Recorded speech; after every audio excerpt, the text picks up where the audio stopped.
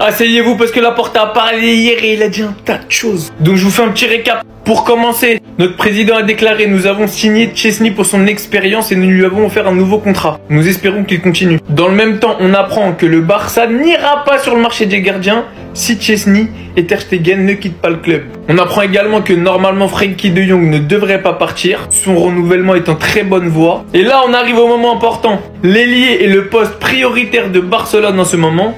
Même sans une grosse vente, un ailier arrivera qui sera un pilier pour les 3-4 prochaines années. Il faut rajouter à ça les déclarations de Laporta. Nico Williams était l'un des candidats. Finalement, nous avons choisi Dani Olmo. Pour l'instant, je pense que la direction sportive envisage d'autres options. Ces autres options s'appellent Marcus Rashford et Luis Diaz. Pour tous ceux qui rêvent de voir Nico Williams au Barça, comme moi, en sachant que c'est probablement le plus jeune, le plus talentueux, la meilleure marge de progression et le moins cher. Peut-être pas Rashford parce que c'est un prêt. Mais des trois, on n'ira pas sur lui visiblement. On apprend également qu'on n'ira pas chercher un latéral gauche. Car Deco a décidé que compte tenu des progrès de Geoffrey Torrent, donc un petit jeune de la Masia, c'est peu probable que le Barça débourse. Alors qu'on pourrait tout simplement récupérer Alex Valle. Et là, tous les Barcelonais seraient contents. Et pour finir un petit peu d'économie, le 1 pour 1. Donc la limite salariale est fixée par la Liga en fin de saison, selon les budgets de chaque club. Le Barça va avoir quasiment 1 milliard de revenus cette saison. Cet été, le Barça devrait enfin, bel et bien, revenir au 1 pour 1. Pas mal de bonnes nouvelles dans tout ça. Pour ceux qui s'inquiètent du mercato, calmez-vous, on joue pas la Coupe du Monde des clubs. On est qu'au mois de mai. Oui, certains clubs s'activent parce qu'ils vont jouer la Coupe du Monde des clubs. Le mercato se finira en août. Du calme. Mais n'ayez pas trop d'espoir et d'attente non plus.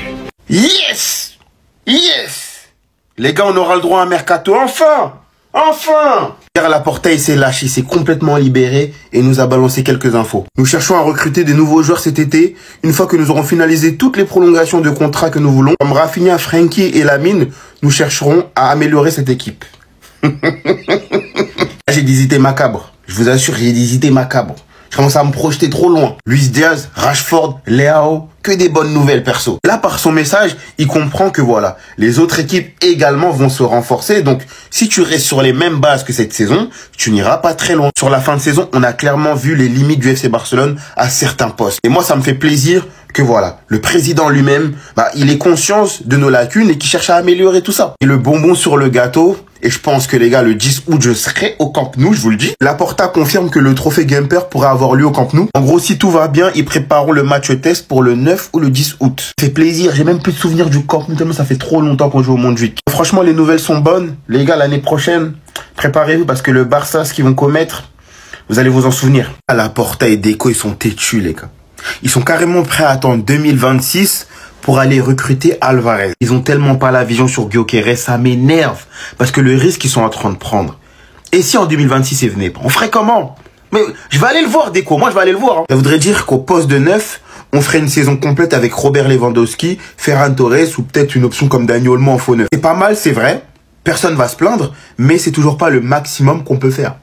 On peut aller chercher le Gyökeres, mais il veut pas. Moi, j'ai envie de vous dire, hein, vous allez dire, Friki, t'as retourné ta veste. Mais la vision que j'ai avec Ferran, et si, ça pouvait pas être notre futur Julian Alvarez. Moi, c'est la vision que j'ai de lui. C'est pour ça que je ne veux pas qu'il parte. Et je veux que ça reste une doublure. Au Barça, c'est intéressant à la fois d'avoir un style comme Ferran Torres et un style comme un Robert Lewandowski prime. C'est-à-dire un Gyökeres. Parce que oui, même si c'est pas la même qualité, Julian Alvarez, Ferran Torres, au final, le style, c'est presque les mêmes. L'objectif, là, c'est de compenser un max les lacunes du FC Barcelone. Donc, en faisant venir Alvarez, je suis désolé, tu ne boucles aucune lacune. C'est clair désormais au niveau des attaquants, j'ai l'impression que Deco, il sait pas faire. Je pense que je vais aller lui donner une leçon. Les déclarations de Laporta sur le retour au Camp Nou, les nouveaux contrats de Lamine, Rafinha, De Jong ou bien même le mercato et plein d'autres sujets. Attendez, bougez pas, je vous explique. Pour commencer, il parle de Nico. Nico Williams était l'un des candidats l'été dernier pour le Barça, mais en ce moment, je pense que nous envisageons d'autres options. Si tout va bien, c'était le dernier match au Montjuic, on fera un test au Gamper. Il est prévu que la Liga nous permette de jouer à l'extérieur lors des premiers matchs du championnat et puis de revenir au Spotify Camp Nou après la trêve internationale de septembre. Ça, c'est incroyable, les gars. Lamine est d'accord pour prolonger, il manque la signature. Quand il aura 18 ans, Deco travaille pour ça. Le salaire de Lamine, il doit correspondre à son importance indépendamment de son âge. Tout est fluide avec Mendes. La prolongation de Frenkie de Jong, depuis quelques mois, il y a eu des circonstances personnelles qui nous font savoir qu'il veut rester. On a parlé avec lui, on veut qu'il continue, c'est une clé du projet. Une fois les renouvellements clôturés, nous procéderons à des renforts. Nous devons renforcer certains postes pour être plus compétitifs. Je sais qu'ils s'améliorent dans leur travail sur chaque ligne. Nos adversaires vont se renforcer car ils ont vu qu'on était meilleur cette saison. Je l'ai toujours dit, le collectif est meilleur que les individualités. Le 1 pour 1, la limite salariale est fixée par la Liga en fin de saison. Selon les budgets, on va avoir 950 millions de revenus cette saison, quasiment 1 milliard, on sera au 1 pour 1. Il a aussi parlé du mauvais arbitrage en Liga, que c'est inutile de se victimiser du côté du Barça parce que ça ne marche jamais. Cette saison, on était seul contre tout le monde, que personne ne voyait être à la hauteur, mais au final, on l'a fait. Mais ce qui est intéressant, c'est qu'on va faire un mercato. Et ça, je suis hyper hype. Ansu Fati au Barça, c'est peut-être pas fini. La façon dont Laporta parle de lui, les gars, moi j'y crois. Attendez, bougez pas, je vous explique. Alors déjà, pour commencer, juste après avoir gagné le titre avant-hier, Laporta, nous voulons qu'Ansu Fati continue. Il a un contrat valide. C'est un homme extraordinaire. C'est un joueur qui a traversé des moments difficiles. J'aimerais beaucoup qu'il revienne et qu'il ait plus de temps de jeu. Et hier, il en a encore parlé. On veut qu'Ansu Fati joue. Il crée de très bonnes relations dans le vestiaire. Tout le monde l'adore. Nous verrons s'il a du temps de jeu l'année prochaine ou si nous devons trouver une meilleure solution pour lui. Ce qu'il faut savoir, c'est que son contrat expire en 2027 et qu'il touche un très gros salaire. Et ce qui dérange pour certains supporters, c'est son salaire et son temps de jeu. Flick expliquera clairement s'il compte sur lui ou pas. Et vu la valeur d'Ansu Fati, le vendre servirait à rien honnêtement. Pour moi, la meilleure solution, ce serait de prolonger, de différer son salaire sur plusieurs années. Lamine Yamal devrait prendre le numéro 10 la saison prochaine, donc il pourrait simplement échanger de numéro et prendre le numéro 19. Vraiment repartir à zéro et reprendre le numéro 31.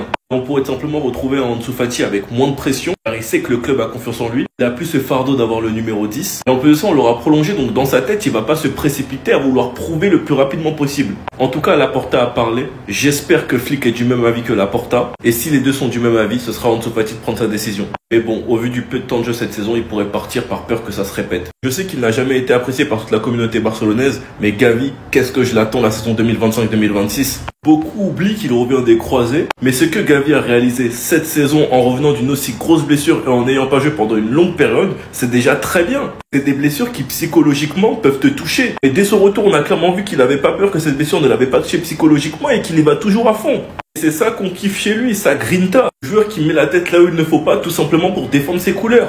Beaucoup oublient que la saison 2022-2023, c'était notre meilleur milieu de terrain. Beaucoup de personnes oublient son début de saison 2023-2024 et à quel point son absence a complètement affecté son milieu de terrain. Xavi, il était dépassé. Parce que l'année où on gagne la Liga, pour ceux qui ont la mémoire courte, comme ces joueurs étaient malheureusement souvent blessés, celui qui était toujours là, c'était Gavi. Et Gavi, face aux grosses individualités au milieu de terrain, c'est le meilleur joueur à avoir. Allez demander à Bellingham. Et c'est ça qu'on adore, c'est qu'il est trop fort pour rentrer dans la tête de ses adversaires. Certains pensent qu'il le fait même exprès alors qu'il y va juste à fond. C'est un joueur qui te lâche pas et c'est ce qu'on adore chez lui. Sachant qu'en plus, moi j'ai trouvé qu'il a commencé à retrouver du rythme et du niveau en Supercoupe. Ce qui est drôle, c'est que la dernière fois qu'il était vraiment boosté, c'était aussi en Supercoupe en 2023. Quand tu vois les dernières pépites de la Masia, surtout au milieu de terrain, Casado, Fermin, Bernal, Eric Garcia, vous pensez vraiment que Gavi peut être un flop?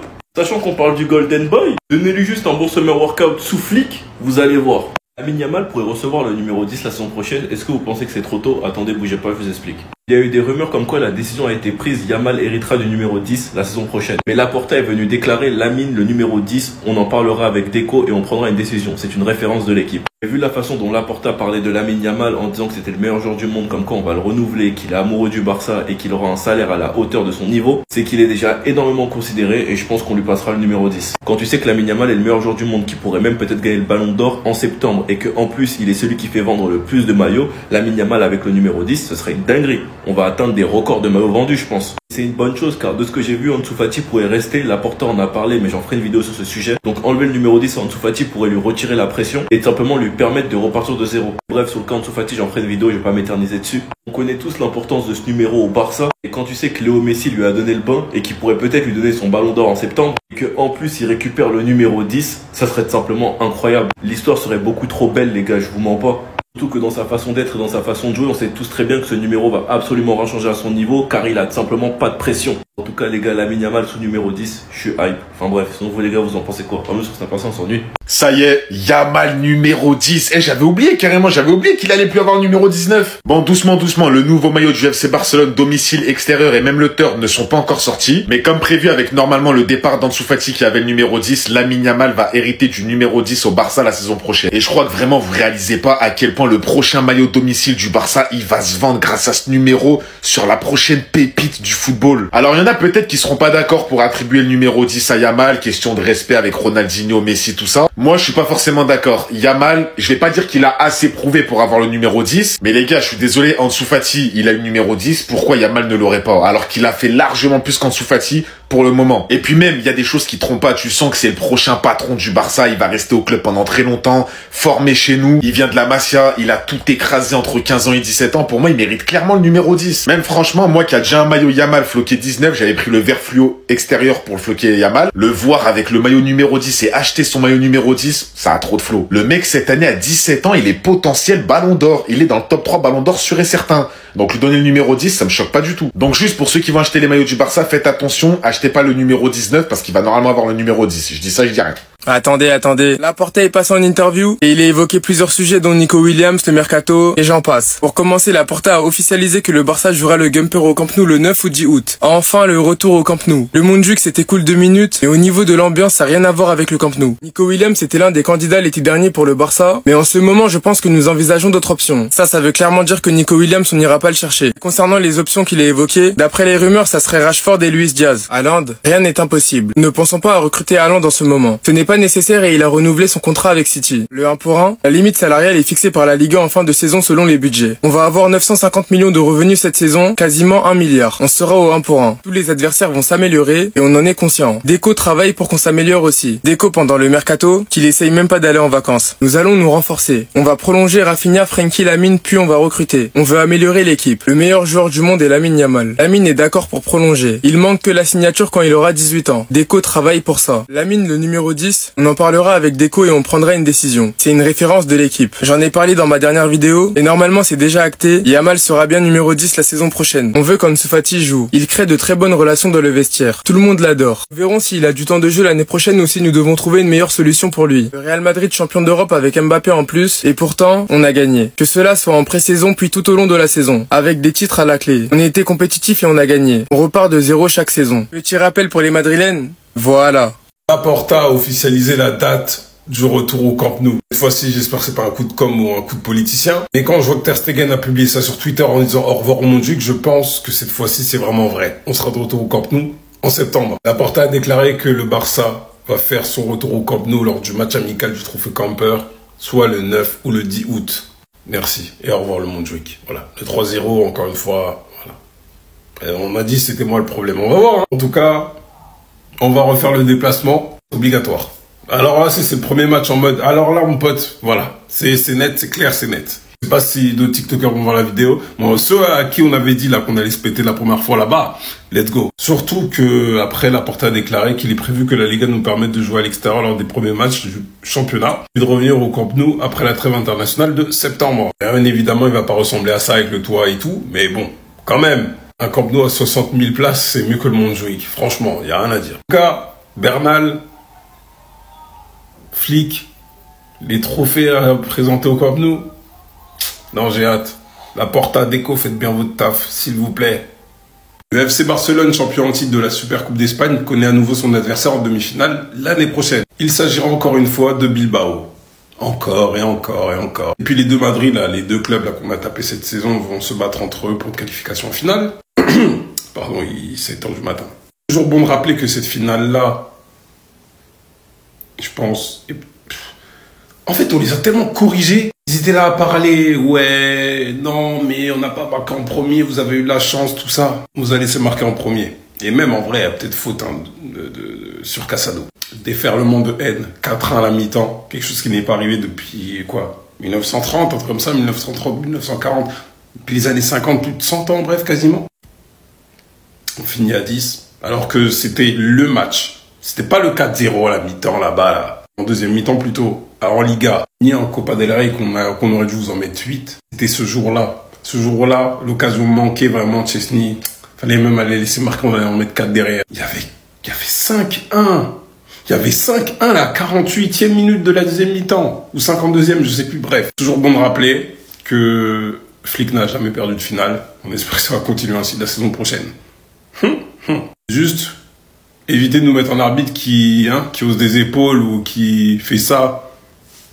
Si on rate un péno ou si on reçoit un penalty, une meilleurité, s'il vous plaît. N'est-ce pas, Tebas? Merci bien. Les actus mercato du mardi 20 mai, c'est parti. On commence tout d'abord avec l'attaquant argentin Julián Alvarez. On apprend aujourd'hui que le FC Barcelone veut signer le joueur. Bon, pas pour cet été, mais plutôt pour l'été 2026. N'oubliez pas qu'en 2026, Lewandowski quittera le FC Barcelone. Il va falloir bien sûr trouver son remplaçant. et ben pourquoi pas Alvarez. On va parler cette fois-ci de l'Italien Davide Fratesi. Donc c'est pas le meilleur footballeur au monde, mais quand il joue, il donne tout sur le terrain. Bref, l'Atlético de Madrid est intéressé par la signature de Fratesi cet été, son avenir à l'Inter étant incertain. Manchester United surveille également de près la situation. On va parler cette fois-ci de l'équipe d'Aston Villa. J'en ai parlé il y a quelques jours. Aston Villa va certainement perdre Emiliano Martinez. Il faut trouver un nouveau gardien de but. C'est peut-être lui, le nouveau gardien de but du côté d'Aston Villa.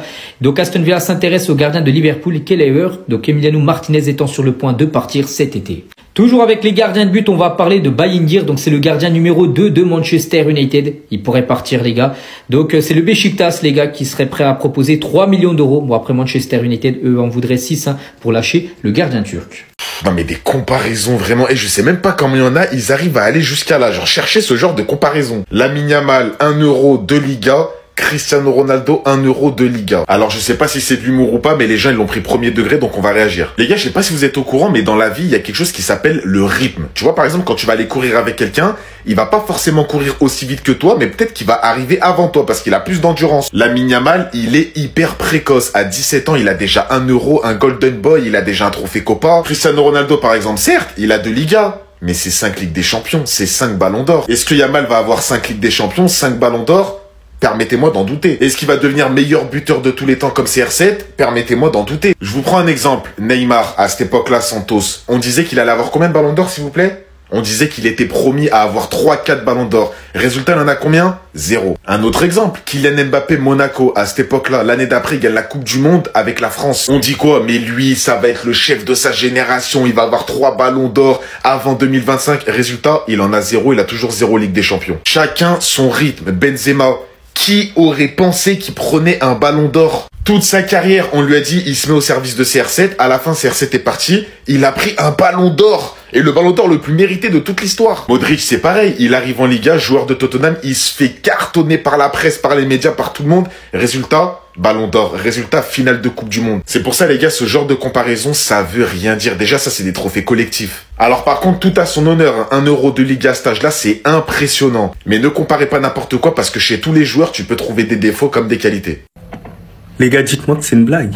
Dites-moi que c'est faux. Dites-moi que peut-être je suis genouné et je vois des choses bizarres là. Le Barça a formulé une offre pour Emiliano Martinez, l'Obs de la France. Ce mec-là, je le déteste de manière viscérale. Donc ce qui va faire qu'alimenter mon côté où je déteste encore plus le Barça. C'est-à-dire qu'il y a la fusion de 2 êtres que je déteste le plus. Mais bon, le Barça, c'est pas un être. Mais vous comprenez ce que je veux dire. Voilà. C'est un club que je déteste. Mais ce qui me fout encore plus la rage, c'est qu'il sera trop fort au sein du FC Barcelone. Parce qu'il y en a beaucoup qui le disent pas, mais c'est l'un des meilleurs gardiens au monde. Faut se le dire, on le déteste, mais il faut être objectif un minimum. Oui, il va faire du bien, parce que Ter Stegen, ses arrêts en croix.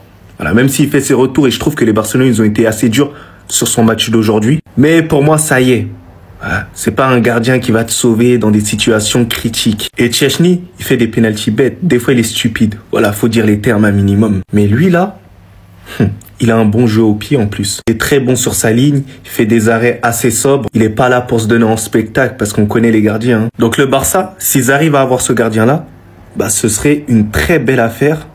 Mais je vais encore plus les détester. Voilà, imaginez-vous, ils gagnent la Ligue des Champions ce bouc-là. Je le déteste. Les amis, vous le savez, bon, j'aime pas trop parler des rumeurs de transfert en général, mais par contre, quand je pense qu'un joueur colle bien avec un club, bah, évidemment, je peux en faire une vidéo. Donc, au-delà des rumeurs qu'on a entendues, comme quoi le Barça serait sur Emiliano Martinez, d'ailleurs, tout comme Manchester United et des clubs saoudiens, moi, je vais juste vous dire que c'est vrai que ce serait un mariage que je considère comme parfait.